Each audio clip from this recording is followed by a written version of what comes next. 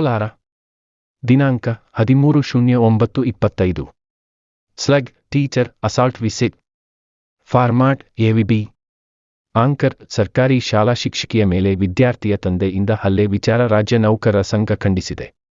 ಶಿಕ್ಷಕಿ ಮನೆಗೆ ಭೇಟಿ ನೀಡಿದ ರಾಜ್ಯ ನೌಕರರ ಸಂಘದ ಮಹಿಳಾ ಸದಸ್ಯರು ಶಿಕ್ಷಕಿ ಮಂಜುಳಾ ಅವರಿಗೆ ಧೈರ್ಯ ತುಂಬಿದ್ರು. ಕೋಲಾರ ಜಿಲ್ಲೆಯ ಬಂಗಾರಪೇಟೆ ಪಟ್ಟಣದಲ್ಲಿರುವ ಪಲವತಿಮ್ಮನಹಳ್ಳಿಯಲ್ಲಿರುವ ಶಿಕ್ಷಕಿ ಮಂಜುಳಾ ಅವರ ಮನೆಗೆ ರಾಜ್ಯ ಮಹಿಳಾ ನೌಕರರ ಸಂಘದ ರಾಜ್ಯಾಧ್ಯಕ್ಷೆ ರೋಶಿನಿಗೌಡ ಹಾಗೂ ತಂಡ ಭೇಟಿ ನೀಡಿದ ತಂಡ ಶಿಕ್ಷಕಿಗೆ ಧೈರ್ಯ ತುಂಬಿದ್ರು. ಈ ವೇಳೆ ವಿದ್ಯಾರ್ಥಿಯ ತಂದೆ ಹಲ್ಲೆಯ ಘಟನೆ ವಿವರಿಸಿದ ಶಿಕ್ಷಕಿ ಮಂಜುಳಾ ಕಣ್ಣೀರಿಟ್ಟರು. ನಿನ್ನೆ ಶಾಲೆಗೆ ಬಾರದ ವಿದ್ಯಾರ್ಥಿಯನ್ನ ಪ್ರಶ್ನೆ ಮಾಡಿದ ಹಿನ್ನೆಲೆ ವಿದ್ಯಾರ್ಥಿ ತಂದೆ ಚೌಡಪ್ಪ ಎಂಬಾತ ಥಳಿಸಿ ಪರಾರಿಯಾಗಿದ್ದ. ಇನ್ನು ಮಾಲೂರು ತಾಲೂಕು ಕ್ಷೇತ್ರನಹಳ್ಳಿ ಸರ್ಕಾರಿ ಹಿರಿಯ ಪ್ರಾಥಮಿಕ ಶಾಲೆಯಲ್ಲಿ ಹಲ್ಲೆ ನಡೆದಿತ್ತು.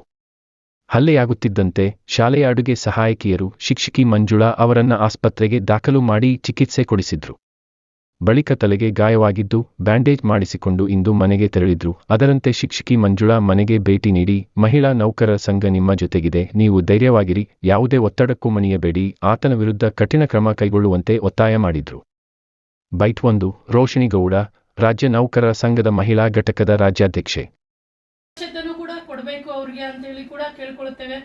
ಈ ತರಹದ ಘಟನೆ ನಡಿಲೇಬಾರ್ದು, ಅಂತ ಒಂದು ಪನಿಷ್ಮೆಂಟ್ ಅವ್ರಿಗೆ ಕೊಡಬೇಕು, ಮತ್ತೆ ಅಂತ ಶಿಕ್ಷೆ ಆಗ್ಬೇಕು. ಯಾರೇ ಆಗ್ಲಿ ಹೆದರ್ಬೇಕು, ಇನ್ ನೆಕ್ಸ್ಟ್ ಈ ತರ ಮಾಡಬಾರ್ದು ಅಂತಕ್ಕಂಥದ್ದು. ಯಾಕಂದ್ರೆ ಕೆಲಸ ಮಾಡೋ ಜಾಗದಲ್ಲಿನೂ ಕೂಡ ಮಹಿಳಾ ನೌಕರರಿಗೆ ಸುರಕ್ಷತೆ ಇಲ್ಲ ಅಂತಕ್ಕಂಥದ್ದು ಎಲ್ಲಾ ಒಂದು ನೌಕರರಲ್ಲಿ ಒಂಥರ ಭಯ ಹುಟ್ಟಿಸಿದಂಗ ಆಗಿದೆ.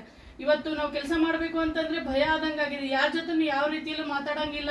ಇವತ್ತು ನಾವು ಹಿಂದೆ ಹೇಳ್ತಿದ್ವಿ, ಗುರುವಿನ ಗುಲಾಮನಾಗೋ ತನಕ ದೊರೆಯದಣ್ಣ ಮುಕ್ತಿ ಅಂತ. ಆದ್ರೂ ಕೂಡ ಇವತ್ತು ಹೆಂಗಾಗಿದೆ ಅಂದ್ರೆ ಮಕ್ಕಳಿಗೆ ಹೆದರಿ ಪಾಠ ಮಾಡಬೇಕು, ಮಕ್ಕಳಿಗೆ ಹೆದರಿ ನಾವು ಇರ್ಬೇಕು, ಜನರಿಗೆ ಹೆದರಿ ನಾವು ಕೆಲಸ ಮಾಡಬೇಕು ಅಂತಕ್ಕಂಥದ್ದು. ಜನರಿಗೋಸ್ಕರ ನಾವು ಇದೀವಿ, ಸಾರ್ವಜನಿಕ ಕೆಲಸ ಮಾಡಕ್ ನಾವು ಇದೀವಿ. ಅಂತ ಟೈಮಲ್ಲಿ ಸಾರ್ವಜನಿಕರಿಂದಾನೇ ನಮ್ಗೆ ಹಲ್ಲೆ ಆಗತ್ತೆ ಅಂತಂದ್ರೆ ಇದು ದುರಂತ ಅದಕ್ಕಿಂತ ಕಡಿಮೆ ಅಂತ ಹೇಳಕ್ಕೆ ಇಲ್ಲ.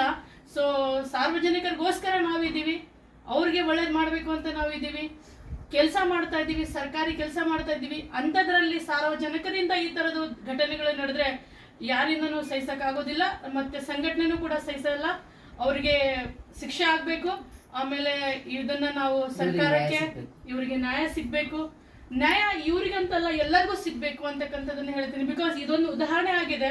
ಪಾಪ ಅವ್ರು ಎಷ್ಟು ಮನಸ್ಸಿಂದ ಅವರ ಕೆಲಸನ ಮಾಡಿದ್ದಾರೆ, ಅಂತವ್ರಿಗೆ ಈ ತರ ಆಗಿರೋದ ಸಹಿಸಕ್ಕಾಗಲ್ಲ ಸರ್. ಎಲ್ಲರಿಗೂ ಕೂಡ ಇವಾಗ ನನ್ನನ್ನು ಹಿಡ್ಕೊಂಡು ಎಲ್ಲರಿಗೂ ಒಂಥರ ಭಯ ಆದಂಗ ಆಗಿದೆ.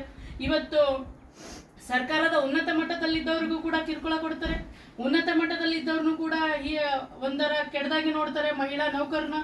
ಇದು ಆಗ್ಬಾರ್ದು. ನೆಕ್ಸ್ಟ್ ಮುಂದೆ ಈ ತರದ ಘಟನೆಗಳು ನಡಿಲೇಬಾರ್ದು ಅಂತಕ್ಕಂಥದ್ದನ್ನ ನಾವೆಲ್ಲರೂ ಸೇರಿ ಅದನ್ನ ಧಿಕ್ಕರಿಸಬೇಕು ಅಂತ ಹೇಳಿ ಕೇಳ್ಕೊಳ್ತೇನೆ ಸರ್.